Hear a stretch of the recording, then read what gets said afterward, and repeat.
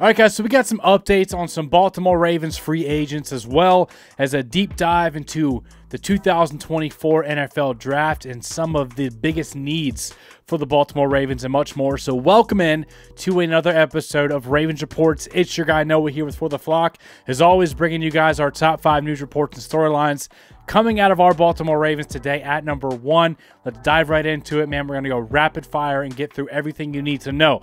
At number 1, J.K. Dobbins. He goes on a visit with the Kansas City Chiefs, man. I'm like, great.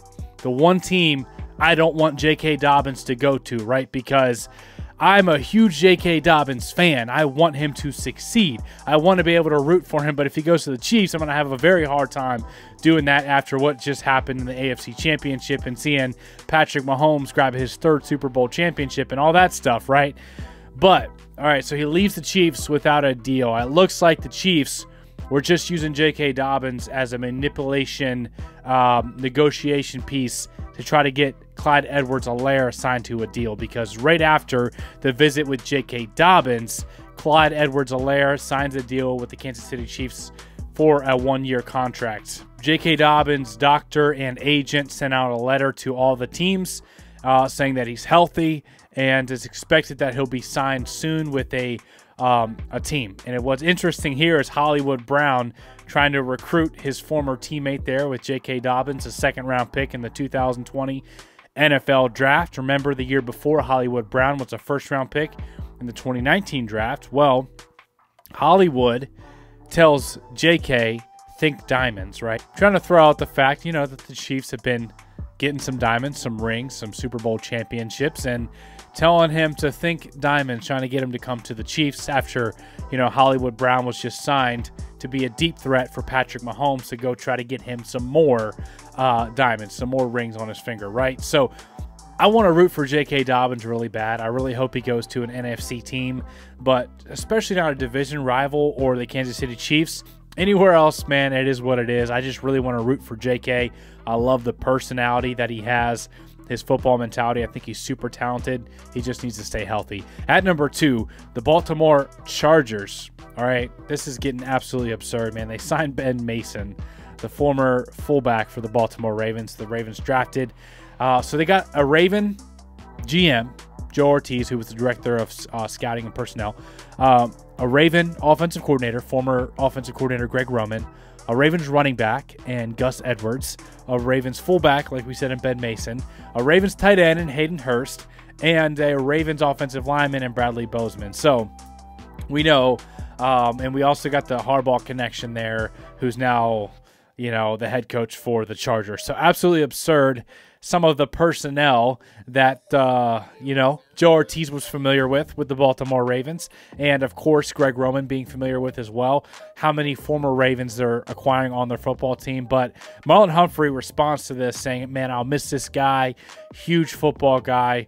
We know Patrick Ricard has the job locked down here in Baltimore as the primary fullback. So it really doesn't leave a big opportunity for Ben Mason to shine in this offense with the role that Patrick Ricard has earned in this offense and the physicality that he's going to bring, especially paving the way for a guy like Derrick Henry, who we're going to talk about here in a few minutes. But at number 3, all right, PFF puts out this graphic saying, here's the Baltimore Ravens' biggest needs heading into the draft, saying wide receiver, offensive line, and cornerback.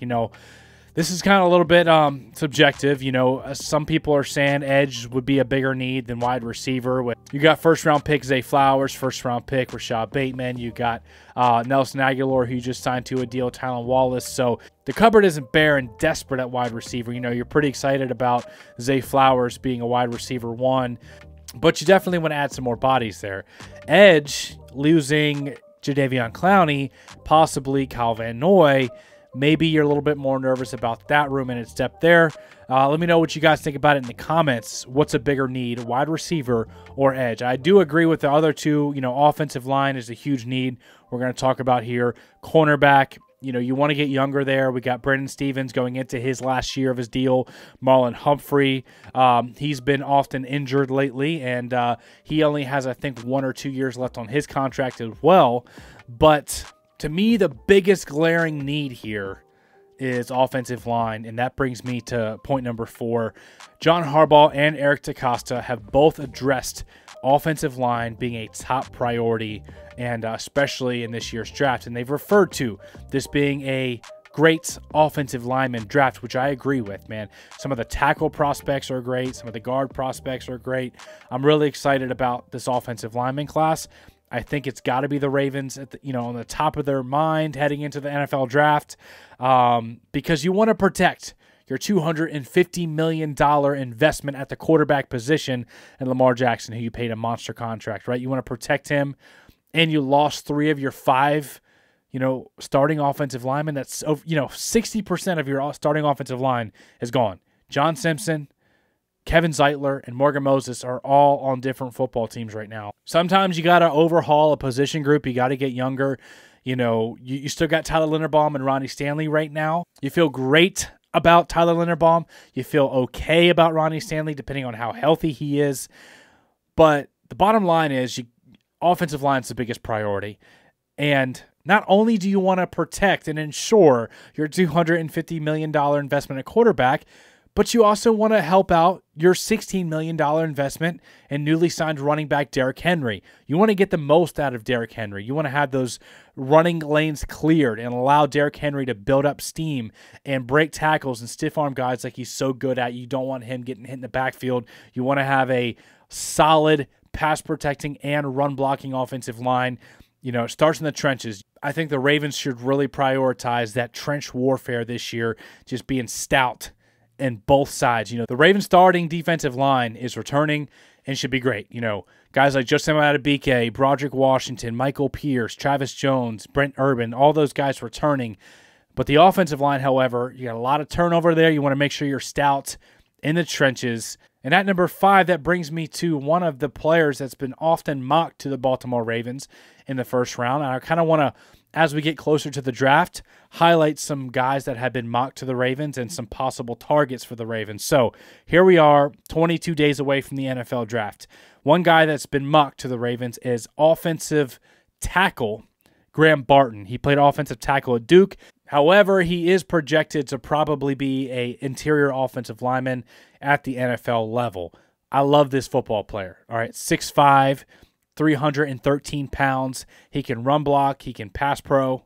What I really like about Graham Barton is how mobile he is, how athletic he is. If you want to run some zone concepts with Derrick Henry back there, you want to do some under center stuff with Lamar Jackson and Derrick Henry, Graham Barton can do it all. He can run gap. He's got plenty of strength and power to, hit those gap blocks efficiently, but he's also, you want to get him out there in space. Him and Tyler Linderbaum would be really fun to see them guys pull in some variety of run schemes. So the last time the Baltimore Ravens picked a guard in the first round was Ben Grubbs at pick number 29.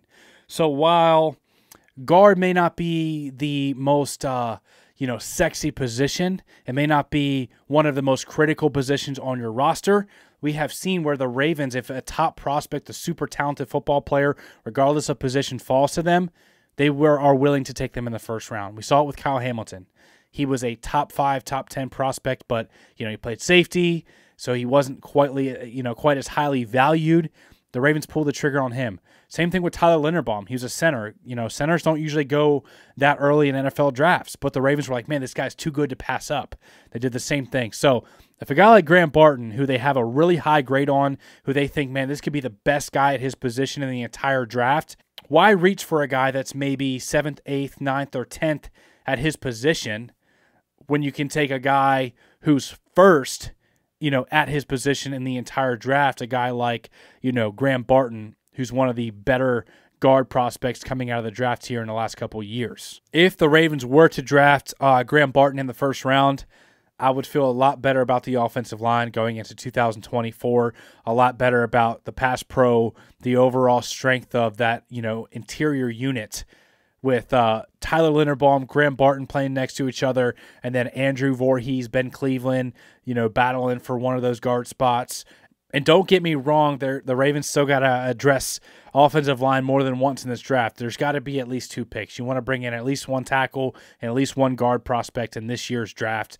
So I wanted to highlight Graham Barton as one of the players the Ravens could possibly target. Let me know what you guys think about the possibility of him being drafted in the first round by the Ravens, or even if the Ravens were to move back in the early second round, pick up some draft capital, maybe an extra second round pick, an extra third round pick, and get a guy like Graham Barton. Let me know what you guys think about that in the comments, man. Smash the like button if you got any value out of today's content. It really helps out the channel. We're getting really close to 40,000 subscribers.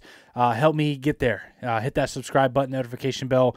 So I really appreciate you guys. I love you guys, man. I hope you guys have a fantastic day, and we'll see you in the next video.